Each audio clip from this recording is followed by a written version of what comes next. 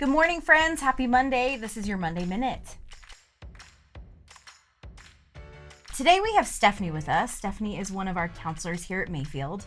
And Stephanie has a ton of different specializations, but one that I really wanted to focus on today was her specialization with teens. Thank you so much for having me today, Julia. Today I want to talk a little bit about reactions and responses and our nonverbal communication. So a situation that I have come across a lot is the topic of vaping and juuling and how parents respond to their teens when they find their kids vape or juul. And oftentimes that's what it is them finding it in a bag or finding it in a desk drawer. And it's not necessarily your teen coming to you and telling you they're doing that or you catching them doing it. It's that finding process. And there are two kind of typical reactions that you can see. The first is immediately that reaction that we were talking about before. Julia, get up here right now. I have to talk to you about something. Tell me what I found in your backpack, or tell me what I found in your desk drawer. And you're already at that point putting your teen on the defensive, and they're not really going to want to engage with you or talk to you about what's going on for them, what you might have found. The other response that would be a lot more beneficial in this scenario, just to invite an open, transparent conversation about what's going on, is first, parents, for you to take a step back and take a deep breath. And recognize in yourself what emotions you're feeling. What might be triggering those emotions in you? Is there something else that may have happened that day or a week before that's triggering a more emotional response in you? And really choosing, right? Because we ultimately have the power of choice. We can choose how we respond to things. So really choosing how you want to respond to the situation in a way that makes it productive, in a way that makes your teen feel like you care about them, you want to hear them and listen to not only what they have to say, but what's going on in their lives and what are some of the things that they're struggling with. So you can really work on building that trust and building that safety within your relationship for your teen to feel like they can come to you when they're in trouble in the future or when something happens in the future. And it's going to be a collaborative problem solving instead of you making the decision and you choosing the consequence.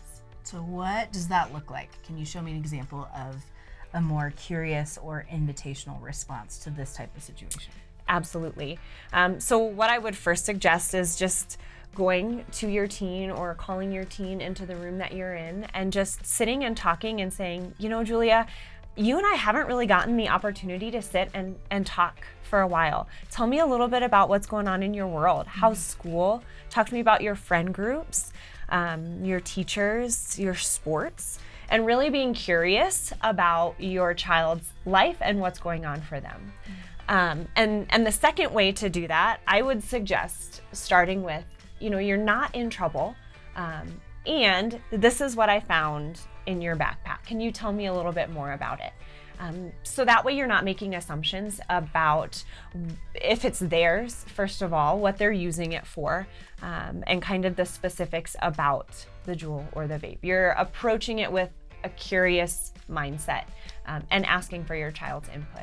Yeah, and I love that you gave the example using the word "and," because I think so often we want to say you're not in trouble, but also whatever, you know. And I think the word "and" is, again, it's really open, it's invitational, it's inclusive, and I think that is so helpful in these conversations to help your kids know something and also another thing, you know. Yeah. And those sometimes those pieces of information might feel contradictory, but they're not, because you're not in trouble, and let's have a conversation about it. And I think that can diffuse a lot of the emotions that are in the room.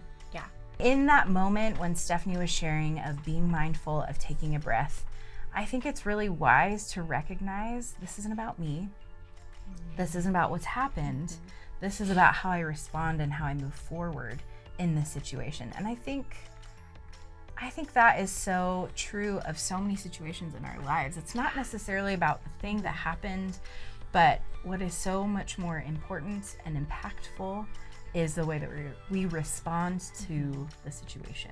And so that is one of the reasons why I really wanted Stephanie on here to talk about the difference between a response and a reaction and how we can choose the reactions that we have. Stephanie, thanks so much for being here today and sharing your knowledge with us. Friends, get yourselves to Friday, enjoy your weekend, and we'll see you back here on Monday.